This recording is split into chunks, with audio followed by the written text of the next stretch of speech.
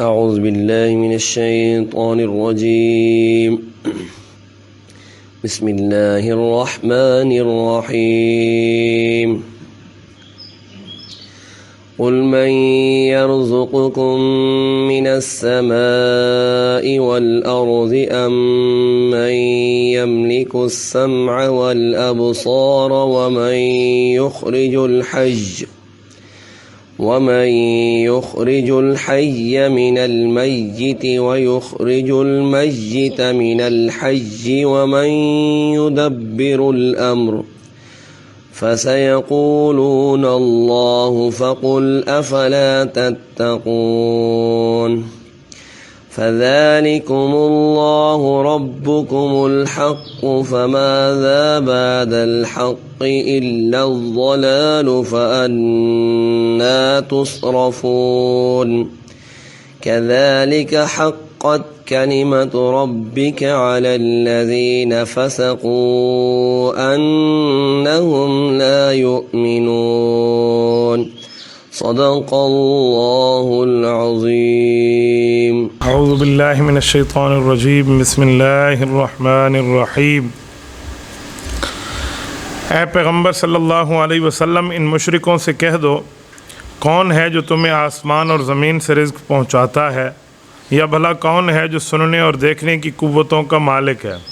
اور کون ہے جو جاندار کو بے جان اور بے جان کو جاندار سے باہر نکال لاتا ہے؟ اور کون ہے جو ہر کام کا انتظام کرتا ہے؟ تو یہ لوگ کہیں گے اللہ ہے۔ تو ان سے کہہ دو، کیا پھر بھی تم اللہ سے نہیں ڈرتے؟ پھر تو لوگو وہی اللہ ہے جو تمہارا مالک برحق ہے۔ پھر حق واضح ہو جانے کے بعد گمراہی کے سوا اور باقی کیا رہ گیا؟ اس کے باوجود تمہیں کوئی کہاں الٹے لیے جا رہا ہے؟ اسی طرح جن لوگوں نے نافرمانی کا شیوہ اپنا لیا، ان کے بارے میں اللہ تعالیٰ کی یہ بات سچی ہو گئی کہ وہ ایمان نہیں لائیں گے۔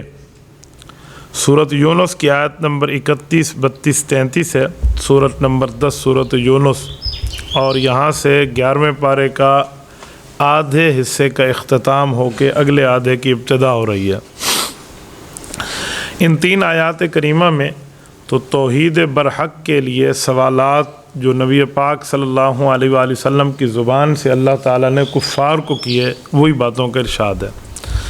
پہلی آیت میں اللہ تعالیٰ کی طرف سے 4 قسم کے سوالات ہیں، اور دوسری آیت میں انہی کفار کے جواب کا ذکر ہے، اور پھر ان سے شکوہ ہے کہ جب تم یہ بات مانتے ہو کہ اللہ ہی ہے تو پھر اللہ کے علاوہ کسی اور طرف کیوں متوجہ ہوتے ہو؟ اور تیسری آیت کے اندر یہ ہے کہ اللہ تعالیٰ نے جو بات کفار اور مشرکین کے لیے فرما دی ہے کہ یہ ظالم لوگ کسی وقت بھی ہدایت پر نہیں آئیں گے، تو وہ اللہ کی بات سچی ہے۔ تو جہاں تک 4 سوالوں کا ذکر ہے، تو پہلا سوال یہ ہے کہ اے نبی پاک علیہ السلام، آپ ان سے پوچھئے کہ تمہیں آسمان اور زمین سے رزق کون دیتا ہے؟ آسمان اور زمین سے رزق کون دیتا ہے؟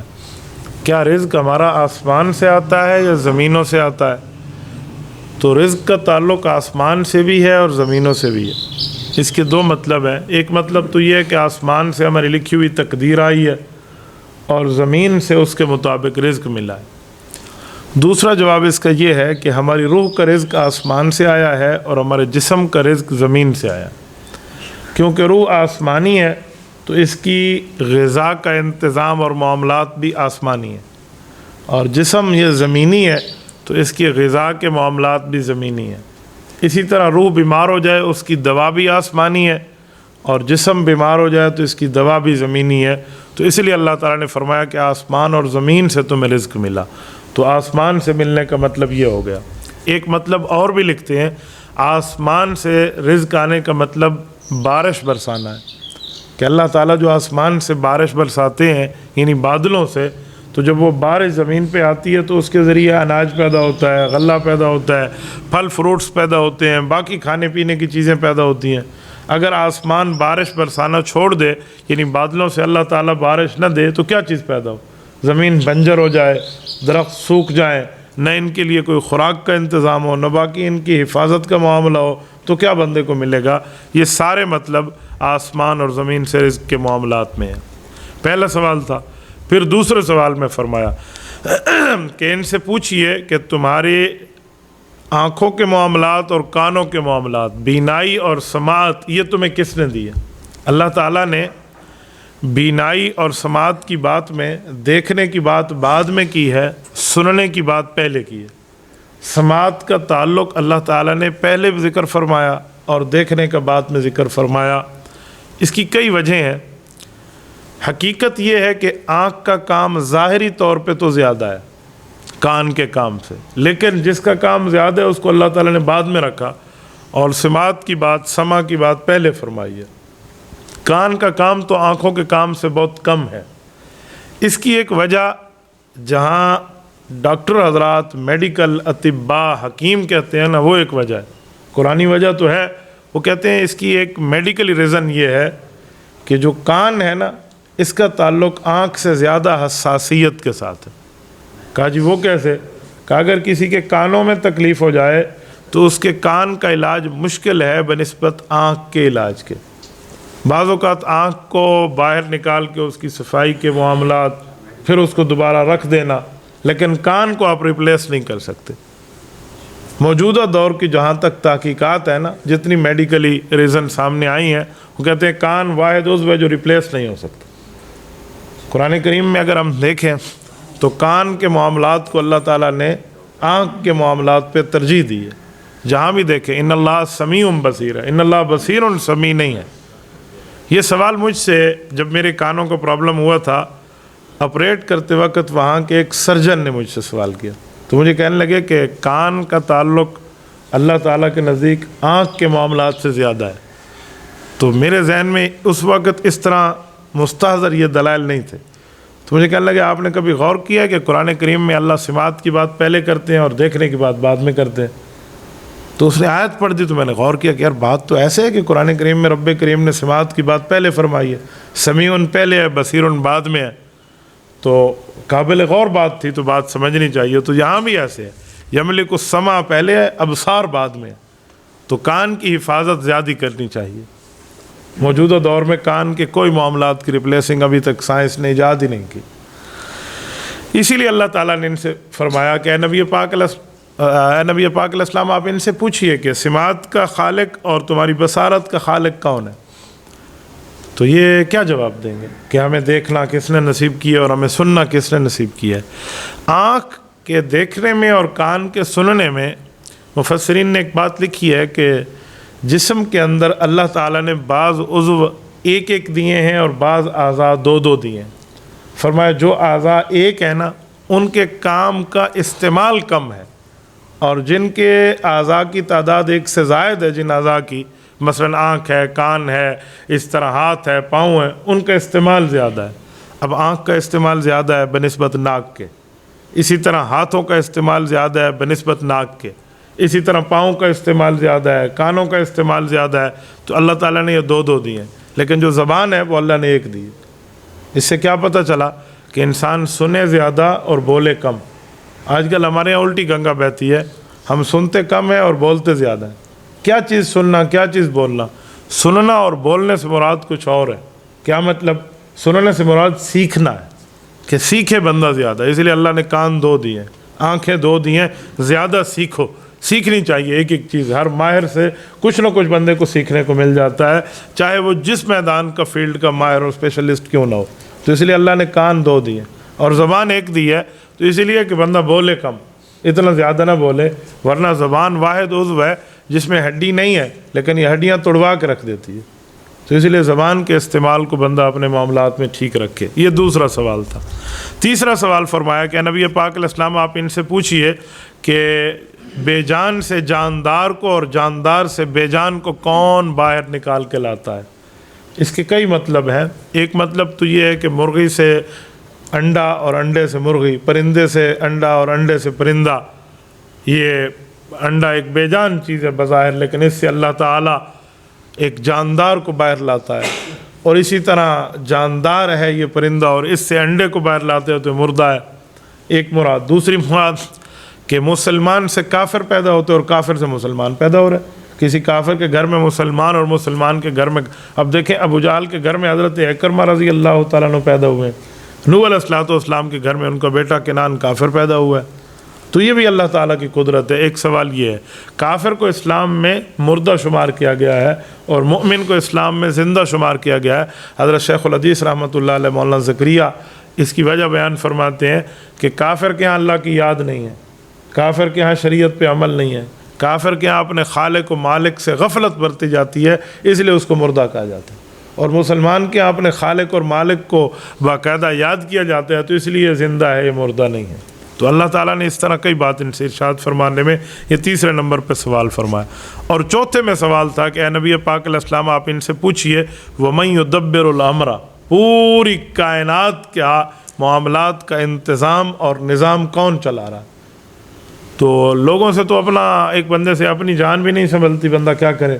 بخار ہو جائے تو 4 بندے سے اٹھا کے لے جائیں کسی جگہ، ٹانگ ٹوٹ جائے تو 2 بندوں کے سہارے سے بندہ آگے جائے، انسان کی سماعت ختم ہو جائے تو انسان لکھ کے دیکھنا شروع کر دے، آنکھیں بند ہو جائے تو لکھنا بھی ختم ہو جائے، تو کیا کرے گا انسان؟ ہم تو ایک اپنی جان کے بھی پورے معاملات میں نہیں ہے، بندہ محتاج ہے، تو پوری کائنات کو سنبھالنے والا کون ہو سکتا ہے؟ تو ظاہری بات ہے یہ مخلوق کا کام نہیں ہے، یہ خالق و مالک کا کام ہے، جس نے اس کائنات کو پیدا کیا یہ اسی کا کام ہے۔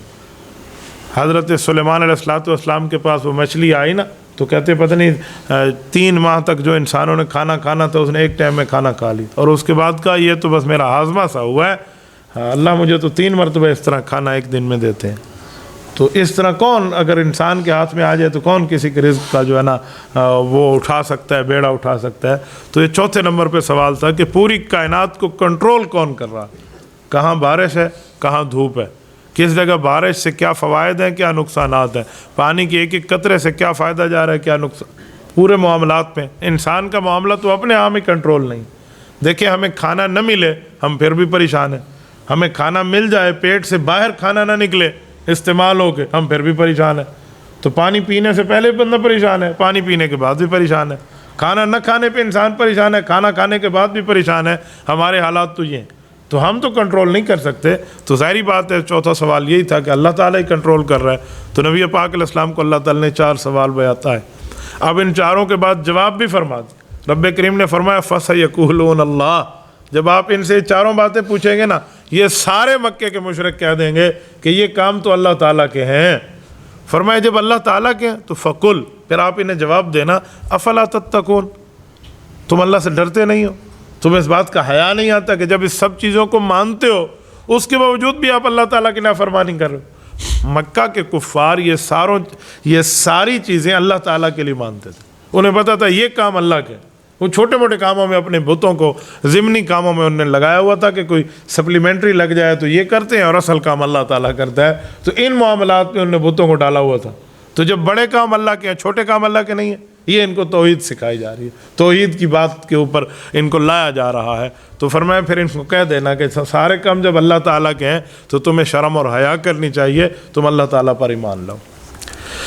دوسری آیت میں فرمایا فَذَلِكُمُ اللَّهُ رَبُّكُمُ الْحَقُّ، فرمایا یاد رکھنا جب یہ چیزیں تم مان رہے ہو تو پھر یہ بات طے ہو گئی ہے کہ مالک و خالق حقیقی جو ہے وہ اللہ تعالیٰ کی ذات ہے۔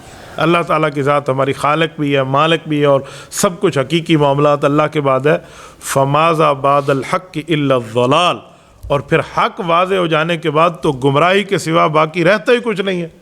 جب ہم یہ بات مانتے جانتے سمجھتے ہیں کہ اللہ تعالیٰ صرف ہماری جان کا نہیں ہے، کائنات کی ہر جان کا مالک ہے، اور اللہ تعالیٰ ہے جو آسمان سے بارش برساتا ہے، اللہ تعالیٰ ہے جو ہماری آنکھ اور کان کا مالک ہے، اللہ مردہ سے زندہ، زندہ سے مردہ، اور پوری کائنات کو سنبھالنے والا ہے اور نکالنے پوری معاملات اللہ کے ہیں، تو پھر اس حق واضح ہو جانے کے بعد باقی تو پیچھے گمراہی رہ جاتی ہے۔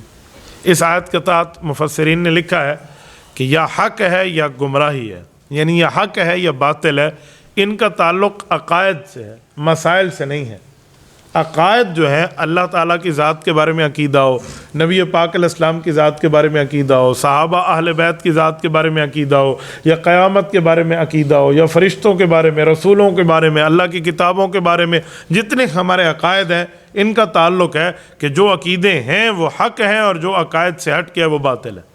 لیکن مسائل میں گنجائش ہوتی ہے، بعض اوقات ایک مسئلہ دونوں طرف سے بھی ٹھیک ہوتا ہے، تو یہ نہیں دیکھا جاتا کہ مسئلے میں اگر یہ غلط ہے تو ہم اس کو ٹھیک کہتے ہیں، نہیں وہ ٹھیک ہے تو یہ غلط ہے۔ بعض اوقات ایک غلط ایک ٹھیک ہو سکتا ہے، لیکن بعضوں کو دونوں بھی ٹھیک ہو سکتے ہیں مسائل میں، اور لیکن عقائد میں یوں نہیں ہو سکتا کہ اس کا عقیدہ ٹھیک ہے تو اس کا بھی ٹھیک ہے، عقیدے میں یہاں ہے یا نہ ہے، یعنی نرمی جو ہے وہ مسائل میں ہے، عقائد میں نہیں ہے۔ عقائد میں یس اور نو کی بات ہوتی ہے، مسائل میں کوئی گنجائش دی جا سکتی ہے۔ دیکھیں اگر ٹیبل کے ایک طرف ایک بندہ بیٹھا ہو اور 6 لکھ دو تو اس طرف والے کو 6 نظر آئے گا، اس طرف ٹیبل کے بیٹھنے والے کو 9 نظر آئے گا۔ تو مسائل میں تو اتنی گنجائش مل جائے گی، لیکن عقائد واضح ہونے چاہیے، صاف ہونے چاہیے۔ اس لیے کہتے ہیں کہ عقیدے میں کسی قسم کی ڈنڈی مار دی اللہ تعالیٰ کے ہاں اس کی نجات نہیں ہے۔ ہاں مسئلے میں کچھ اوپر نیچے ہو گیا تو زیادہ سے زیادہ اتنا ہوگا کہ سزا بھگت کے جنت چلا جائے گا، وہ کافر تو نہیں ہو جائے گا۔ کہ مسائل کا معاملہ تھا نا، تو عقائد کا معاملہ سخت ہے۔ فماذا بعد الحق الا الضلال، یہ عقائد سے متعلق ہے۔ فأنا تصرفون میں فرمایا کہ تم لوگ پھر الٹے پاؤں کہاں لیا جا رہے ہو، تمہیں کون الٹے پاؤں پھیر رہا ہے؟ جب یہ تم ساری باتیں مانتے ہو تو تمہیں اللہ کی طرف آ جانا چاہیے۔ آیت نمبر 33 میں کذالک حقت، یہ اس آیت میں کچھ یہ بات فرمائی جا رہی ہے کہ کافروں نے ایمان نہیں لانا، یہ اللہ تعالیٰ کو پہلے سے پتا تھا۔ جب ایمان نہیں لانا تو پھر رب نے ان کے پاس نبی بھیجا کیوں ہے، ان کے پاس کتابیں کیوں بھیجی، ان کے پاس کتاب بھیج کے ان کو حق کی طرف کیوں بلایا جب ان نے ایمان نہیں لانا تھا؟ تو رب کریم نے تقدیر اور شریعت دونوں کی بات فرمائی۔ فرمایا دنیا کے قاعدے کے حساب سے ان کے پاس حق بھیجنا، نبی بھیجنا، خبردار کرنے والا بھیجنا یہ ضروری تھا، تاکہ کل یہ نہ کہیں کہ ہمیں بتانے والا کوئی نہیں آیا تھا۔ ان کے اوپر حق واضح کر دیں، باقی علم کامل اللہ کو ہے کہ ایمان لانے والے نہیں ہیں۔ تو اللہ کی بات سچی ہو گئی کہ ان لوگوں کے ہاں ایمان کا کوئی معاملہ نہیں ہے، یہ ہمیشہ ایسے ہی رہیں گے۔ تقدیر میں جب لکھ دیا جائے نا کہ یہ آدمی ایسے ہی ہے تو تقدیر بندے کو مجبور نہیں کرتی۔ تقدیر امر الہی کا نام نہیں ہے کہ ہو کے رہے گا، یہ علم الہی کا نام ہے۔ میں اس کو سمجھانے کے لیے کہتا ہوں، جیسے کسی والد کو اپنے بیٹے کے بارے میں اندازہ ہوتا ہے نا کہ میرے بیٹے نے بات ماننی نہیں ہے، لیکن پھر بھی وہ اس کے استاد کو، اس کے ٹیچر کو، اس کے دوست کو کہہ دیتا ہے یار اسے یہ بات سمجھا دو۔ تو باپ کو تو پتہ ہے اس نے ماننا نہیں ہے، لیکن حجت کے اتمام کے لیے والد یہ بات کہہ دیتا ہے۔ اسی طرح کوئی ڈاکٹر کسی مریض کے بارے میں کہہ دیتا ہے کہ لا علاج ہے، اس کا علاج نہیں ہوگا، اس نے ایسے ہی معاملات میں چلنا ہے، لیکن پھر بھی علاج تو کیا جاتا ہے، دنیا کا قاعدہ ہے۔ تو یہ تو نہیں کہیں گے کہ ہم ہاتھ پہ ہاتھ دھرے بیٹھے رہے، ڈاکٹروں نے کہہ دیا تھا، نہیں، ہم اپنے ہاتھ پاؤں تو ماریں گے نا۔ تو اللہ تعالیٰ نے جو انبیاء کرام کو بھیجا ان کی اتمام حجت کے لیے، کل یہ کہہ نہ سکیں کہ ہمیں کوئی بتانے والا نہیں آیا تھا۔ باقی اللہ تعالیٰ کے علم میں ہے کہ ہو کر ایسے ہی رہے گا۔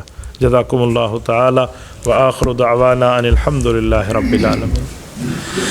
الحمد للہ رب العالمین والعاقبۃ للمتقین والصلاة والسلام علی سید الرسل وخاتم النبیین۔ ربنا ظلمنا انفسنا وان لم تغفر لنا وترحمنا لنکونن من الخاسرین۔ ربنا آتنا فی الدنیا حسنہ وفی الآخرۃ حسنۃ وقنا عذاب النار۔ صلی اللہ تعالی علی خیر خلقہ محمد وعلی آلہ واصحابہ اجمعین برحمتک یا ارحم الراحمین۔